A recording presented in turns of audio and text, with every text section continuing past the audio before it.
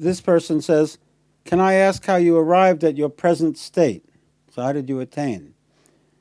And Maharaj says, "My teacher told me to hold on to the sense I am tenaciously and not to swerve from it for even a moment."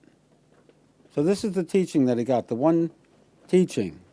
You know, we get bored with the teaching. We get a teaching, then after a while want a new teaching. No? Oh, that was all right. I want another teaching. But the classical way is you don't get a teaching right away. Actually, you have to earn it. You have to usually spend 12 years shoveling buffalo dung, and at the end of that time, you get a mantra. Here we give the mantra right out, and then nobody appreciates, throw it away, But there they value it so much that once they get it, they just stay with it, and they do that one thing, because all of these methods are valuable if you can stay with them and do it. But the Western mind's not like that, is it? Variety, change channels. We want cable with 1,000 channels. We don't want to just do one thing and go deep with it. One of the stories that Baba used to tell a lot. If you listen to Baba's talks, it's the one about, which Baba devotee knows what I'm going to say? Manu, I could see. What is it about? Digging the one well.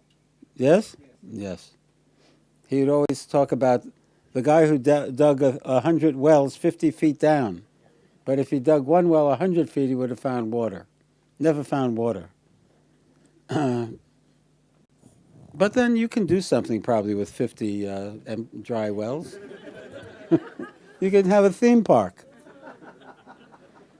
Anyway, so the teacher said, hold on to I am all the time. The I am is like a concept that leads you to the experience of self. It turns you within, and you say I am, and then you slide from the I am to the experience of what it is like to be you. The feeling experience. It has to move from the verbal level to the experiential level. So he says, I did my best to follow his advice, and in a comparatively short time, I realized within myself the truth of his teaching. All I did was to remember his teaching, his face, his words constantly. This brought an end to the mind. In the stillness of the mind, I saw myself as I am, unbound. So he attained liberation. So you can see this element of devotion there, because he thought of his teacher, not just the teaching, but he thought with love of his teacher, and then he eventually undid his mind. If you focus on the I am long enough, the other thoughts fall away, and then he became free. The questioner says, was your realization sudden or gradual?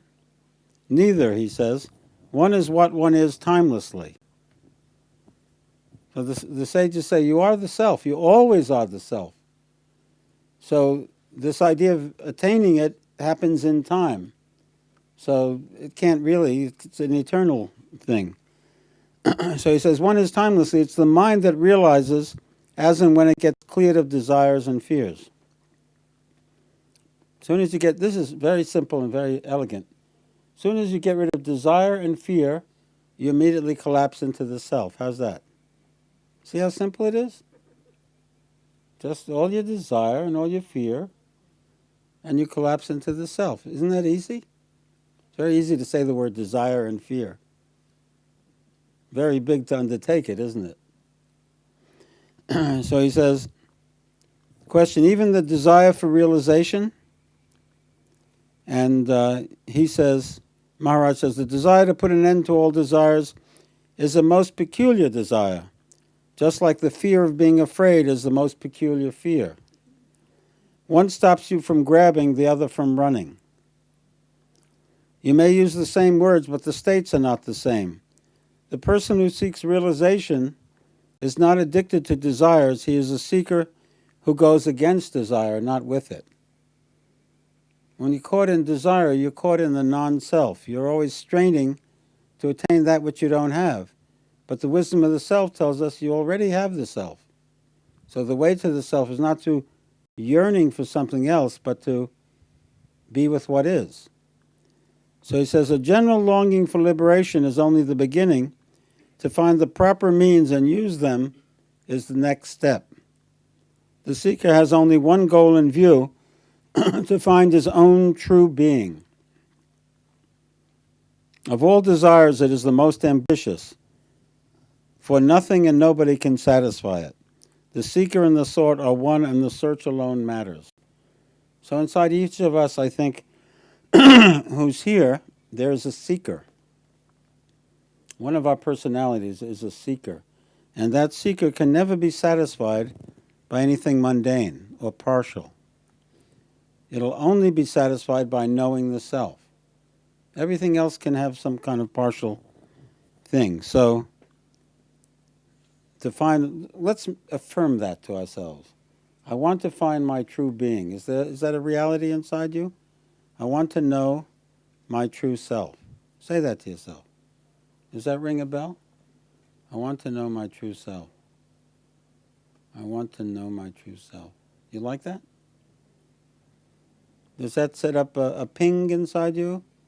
Does it set up a deep yearning and misery? Or is it a peace in you?